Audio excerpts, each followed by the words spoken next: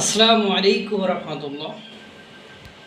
আওয়ামী লীগের এই নিদারুণ খারাপ সময়েও চমক দেখিয়ে যাচ্ছে ছাত্রলীগ। তারা যে শেখ হাসিনাকে ভালোবাসে সেটা জীবন বাজি রেখে হলেও সাক্ষ্য দিচ্ছে, প্রমাণ দিচ্ছে।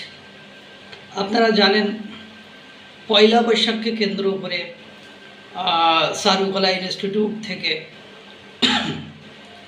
ফ্যাসিবাদের মুখাকৃতি অর্থাৎ শেখ হাসিনার মুখাকৃতি তৈরি করা হয়েছিল।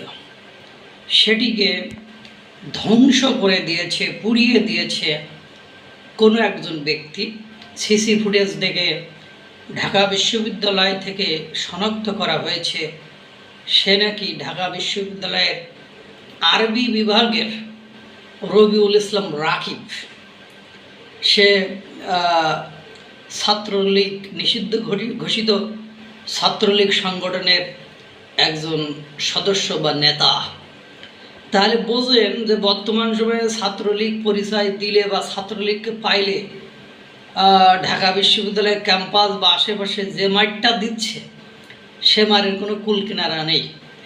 এর ভেতরে জীবনের ঝুঁকি নিয়ে এতগুলো সিসি ফুটেজকে উপেক্ষা করে সে ভেতরে ঢুকছে, ভেতরে ঢুকে সেটা পুড়িয়ে দিয়ে এসেছে যাতে করে তার প্রিয় নেত্রী শেখ হাসিনার ওই বিকৃত দানবীয় মুখাকৃতি বাংলাদেশের মানুষ ও বিশ্বের মানুষের সামনে উপস্থাপন না করতে পারে, এই আশা এবং ভরসা নিয়ে সাহসকারে কয় কত প্রকার এবং কী কী।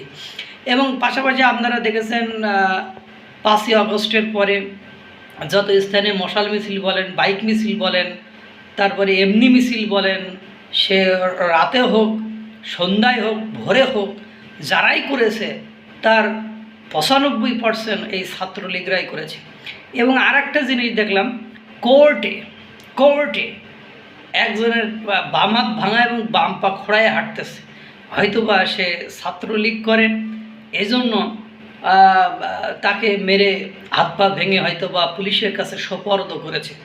সে পুলিশ যখন তাকে নিয়ে যাচ্ছে তখন সে স্লোগান দিচ্ছে, শেখ হাসিনা বীরের বেশে আসবে ফিরে বাংলাদেশে, জয় বাংলা, জয় বঙ্গবন্ধু। এবং তার পেছনে আরও 7-8 জনকে একই দড়িতে বেঁধে নিয়ে যাচ্ছে পুলিশে, তারাও একই ডায়ালগ স্লোগান দিয়ে যাচ্ছে। অর্থাৎ এরা কি পরিমাণ মনে প্রাণে আওয়ামী লীগকে ভালোবাসে, শেখ হাসিনাকে ভালোবাসে, তা এদের এই ক্রুশিয়াল মোমেন্টে অর্থাৎ এই সময় ছাত্রলীগ আওয়ামী লীগ পরিচয় দিতেই মানুষ ভয়ে থরথর কম্প, আর তার ভেতরে তারা এই সাহস দেখাচ্ছে। মায়ের বাপ, কি অবস্থা, কি সাহস, কি ভালোবাসা, কি প্রীতি।